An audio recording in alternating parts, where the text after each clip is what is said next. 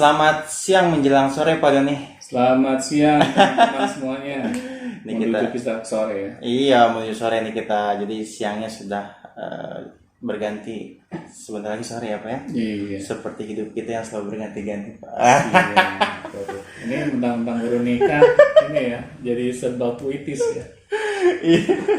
Tapi memang sih kalau misalnya dipikir-pikir Pak, memang kehidupan itu sering ada ini ya, ada gelombangnya gitu. Kadang kita lagi senang, lagi sedih, lagi bahagia, itu kayak ada warna gitu ya dalam kehidupan. Kebetulan saya juga baru menempuh kehidupan yang baru kan Pak. Ya, promosi. Terus. Jadi ini kayaknya sore ini kita asiknya ngomongin tentang motivasi Pak ya. Iya. Tentang kehidupan mungkin Pak ya. Biar membantu saya lebih asik di hidupnya lebih kehidupan. Kemarin kan kita habis ngomong tentang coaching ya. Iya, coaching kalau kemarin tentang coaching, sekarang kita tentang kehidupan tuh kayaknya lebih penting Pak. Iya. Sebenarnya apa sih Pak yang dimaksud dengan kehidupan itu, atau bagaimana sih kita menjalani kehidupan itu Pak? Soalnya banyak orang kan banyak mendaung-daungkan berbagai macam teori tentang kehidupan gitu kan. Ada yang hidup itu harus bahagia, hidup itu harus tertawa, harus sebenarnya apa sih yang harus kita pilih dalam kehidupan itu Pak? Ya, oke, baik. Jadi life is choice. Hidup adalah pilihan. Mengapa saya ingin mengambil tema ini sebagai hal yang kita bahas di podcast di hari ini? Karena saya melihat bahwa kehidupan kita di hari ini adalah hasil dari pilihan-pilihan yang kita buat di masa lampau. Life is choice Pak. Ya. Misalnya kita di hari ini ada rasa yang kita tidak puas di dalam kehidupan kita. Misalnya, kok kehidupan saya di hari ini sepertinya kurang sukses. Ya. Sukses memang macam halnya ya. Ya, penafsirannya macam-macam gitu setiap orang. Ada yang sukses diarahkan seberapa materi yang kita miliki. Ya. Gitu. Ada juga sukses diarahkan ke apakah kita sudah menikah atau belum. Atau sukses dikaitkan dengan prestasi pendidikan akademis kita, ya, berapa gelar yang kita sudah miliki, ya, macam-macam yang disebut dengan kesuksesan. Tetapi sekali lagi, sukses atau tidaknya kita di hari ini tergantung dari pilihan-pilihan kita yang kita buat di masa lalu. Apabila ada hal yang di hari ini mengganjal hati kita, pastinya ada keputusan-keputusan kita di masa lalu yang kita tidak bijak untuk memutuskannya. Jadi ada kesalahan di masa lalu. Ya, ada kesalahan pastinya di masa lalu. Karena tidak mungkin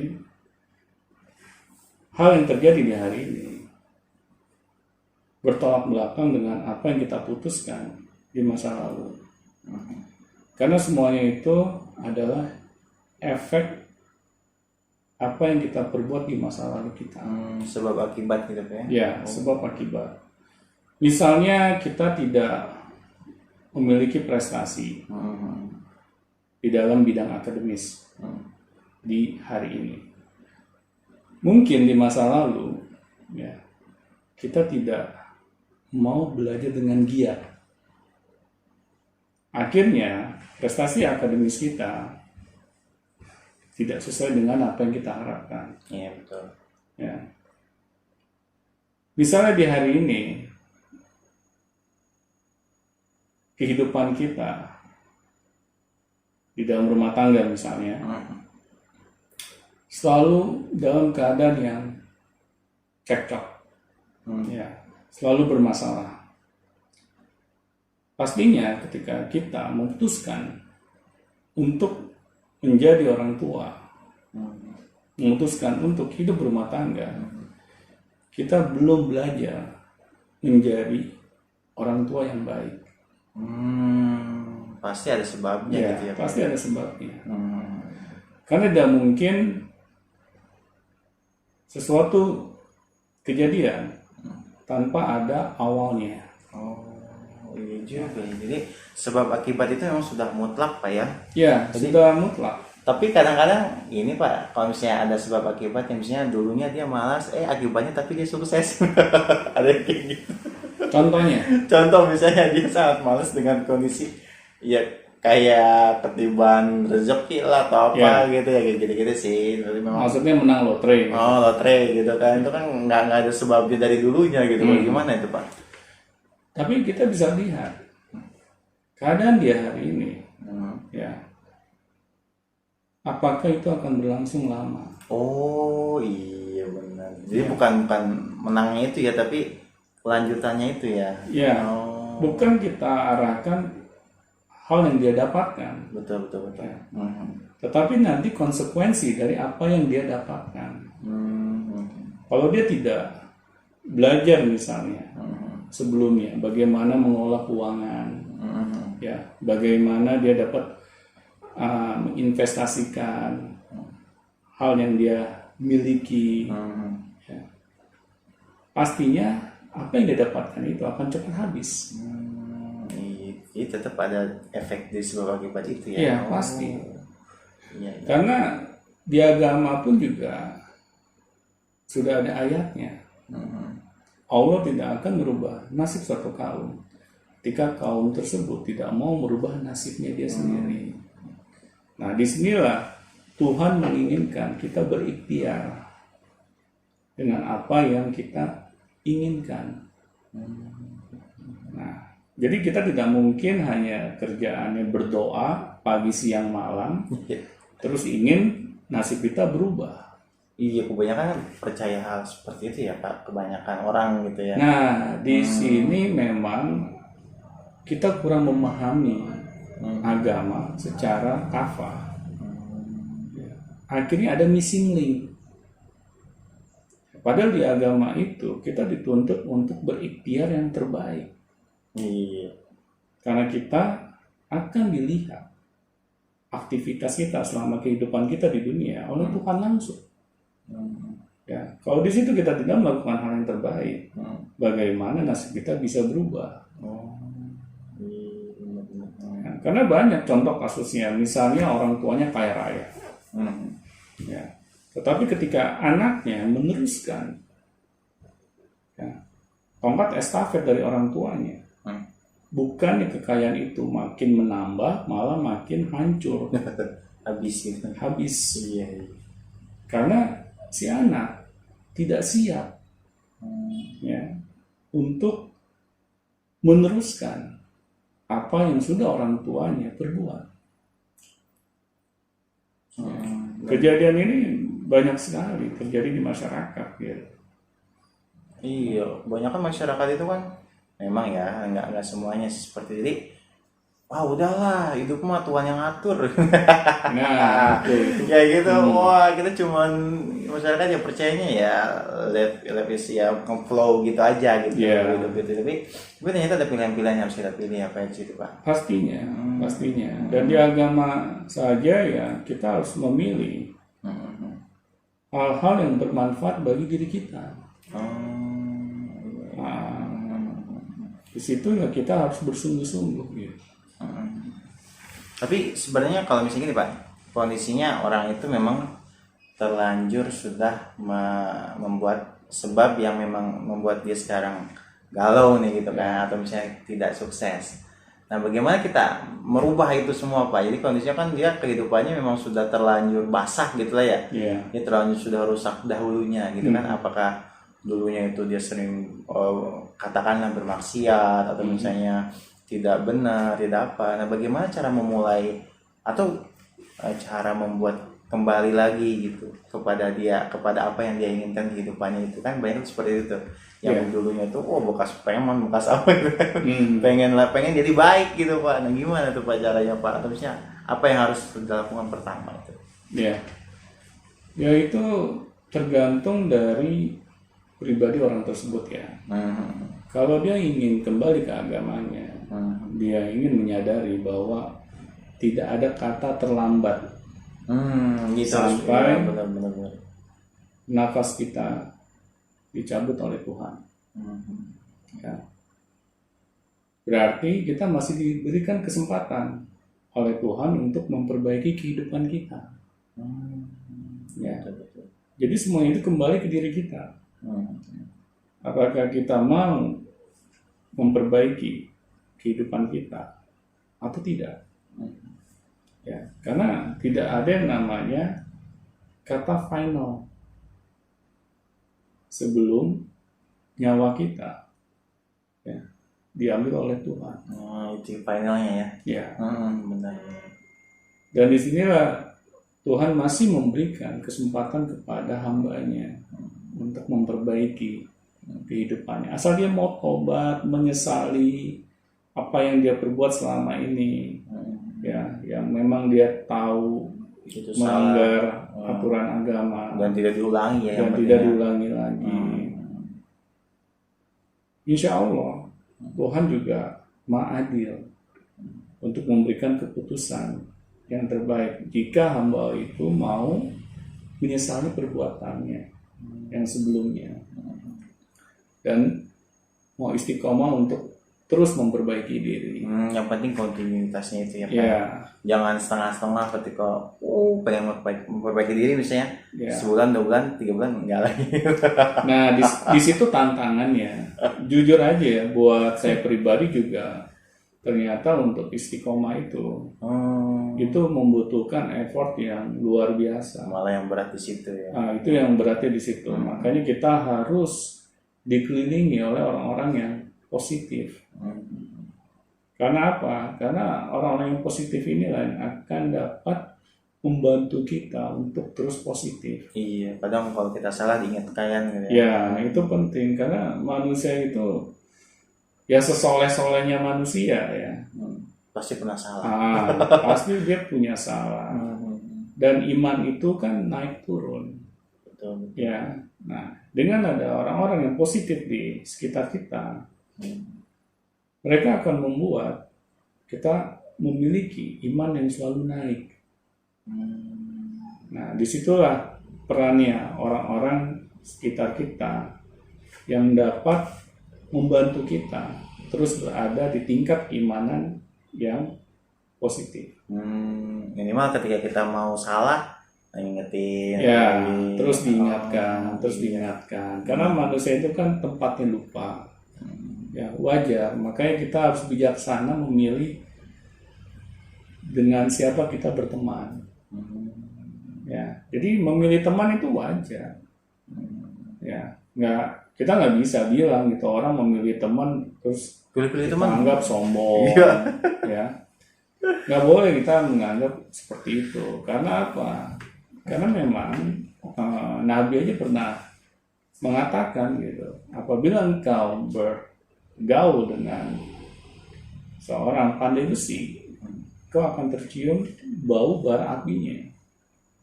Dan apabila engkau bergaul dengan penjual minyak wangi, engkau akan tercium wanginya. Ya.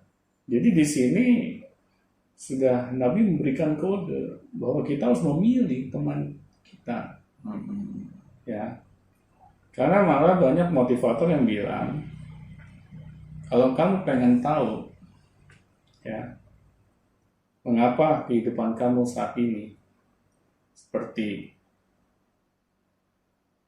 hari ini, coba kamu lihat orang-orang yang berteman atau bergaul dekat dengan kamu, seperti apa mereka. Jadi dari situ ya Pak. Ya, karena mereka yang akan juga mempengaruhi ya kehidupan kamu. Iya juga, jadi wajar ya ternyata kita milih-milih teman choice satunya memilih. Jadi kehidupan itu memang dipengaruhi oleh di lingkungan sekitar Pak ya. Ya, pasti dipengaruhi oleh lingkungan Dan sekitar. ketika kita memilih lingkungan itu memang kita wajar gitu, harus memilih memang lingkungan yang terbaik untuk kita gitu ya. Iya. Jadi jangan asal aja gitu yang nyemplung. Apalagi kebanyakan tuh kan orang kayak gini nih, misalnya dia tuh ikut-ikutan Pak. Dia ikut-ikutan, jadi kayak misalnya lingkungan seperti ini, dia seperti ini, lingkungannya baik, dia baik, lingkungannya jelek, dia jelek. Nah, orang yang seperti itu kira-kira, ini banyak kan anak-anak muda sekarang ya. Iya. Nah, orang-orang yang seperti itu kira-kira bagaimana cara menentukan atau memilih kehidupannya Pak? Ya, jadi biar nggak labil gitu Pak, ABG labil lah berkata Pak. Iya. Ya memang saya sih bisa maklum ya kalau anak-anak terutama remaja gitu. Dia salah memilih di mana dia bergaul gitu. Nah, kita bisa mengingatkan mereka gitu secara konsisten bahwa penting mereka memilih dengan siapa mereka berteman. Karena itu kan mempengaruhi kehidupan mereka. Ya, kita jelaskan secara bahasa yang mereka mengerti gitu. Iya. Ya, bahwa penting gitu mereka memilih dengan siapa mereka berteman. Karena mereka mungkin belum memiliki database itu. Iya. Ya, Ketika di dalam gitu ya. pikiran mereka. Betul. Akhirnya mereka sering terbawa dengan mudah gitu oleh teman-temannya. Dan di sini memang pentingnya campur tangan orang tua ya, untuk turut memberikan arahan, masukan, nasihat ke anak-anak mereka, ya, Iya betul. agar anak-anak mereka paham bahwa mereka itu harus memilih gitu dengan siapa mereka berteman dan bergaul. Ya, pihak sekolah juga sama, ya, memberikan masukan-masukan ke mereka, nasihat-nasihat ke mereka dengan bahasa-bahasa yang mereka pahami tanpa mereka merasa digurui. Ya, karena anak remaja ini tidak suka digurui. Ya, kalau kita menggurui, ya pasti mereka akan menghindar. Ya, kita harus membuat mereka merasa kita teman mereka juga. Akhirnya mereka mau mendengar gitu masukan-masukan kita. Ya, karena itu penting. Masa remaja ini ya untuk sebagian orang dibilang masa untuk hura-hura. Ya, Iya. untuk bersenang-senang. Ya. Kesannya masa muda ini akan berlangsung selamanya. Ya. Itu juga yang saya alami gitu. Iya. Ya, pastinya semua orang yang mengalami masa muda kebanyakan berbuat kesalahan dan itu wajar. Ya, kita jangan sampai suka menjudge, ya, terus memberikan hukuman, Yang label gitu ya, kan. label, tanpa kita memberikan kesempatan kepada mereka untuk memperbaiki diri mereka. Iya. Jadi memang kelabilan itu kadang-kadang di luar batas juga ya Pak ya. Ya, kadang di luar batas. Iya, kadang keluar batas. Jadi misalnya kayak mereka ikutan geng motor tuh kan. Iya. Wah, meresahkan gitu. Ya, Iya, ini memang ternyata komponen terdekat atau orang terdekat itu sangat mempengaruhi kehidupan juga ya ternyata. Iya. Jadi kalau misalnya kita boleh cek mungkin kali aja gitu kan dari keluarga kita ada yang selalu menanamkan data negatif. ya bisa. Bisa ya kamu ini males ya gitu, Iya, kamu ini bisa, orang jadi jadi memang yang terdekat itu memang lebih berpengaruh gitu ya dan Iya. berpengaruh. Tapi pada akhirnya gini Pak, seseorang itu ketika memilih sebuah kehidupan nih, itu kan antara memilih ya dalam kehidupan itu harus ada kegiatan yang harus dia lakukan terus menerus. Jadi ya, kayak misalnya berkata pekerjaan lah. Gitu. Jadi bagaimana sih Pak triknya itu cara mencari atau misalnya cara memilih kehidupan atau cara memilih aktivitas pekerjaan yang memang benar sesuai dengan kehidupannya gitu. Jadi kadang orang-orang bingung tuh, kadang ada yang kecemplung lah gitu kan. Ada yang misalnya orang itu nggak sengaja kerja di sini lah, itu sebenarnya bagus nggak sih Pak kayak gitu. Jadi misalnya ada orang yang nggak suka kerjain tapi dia kerja di situ gitu. Jadi Iya. jadi itu kan kehidupan juga tuh. Bagaimana itu cara memastikan agar kita tidak salah memilih dalam kehidupan yang satu itu, Pak? Ya, kalau kita tidak mau salah memilih dalam pekerjaan, Ya, aktivitas gitu ya, aktivitas, saya. kita harus dapat bertanya ke diri kita sebelum kita memutuskan untuk memilih pekerjaan.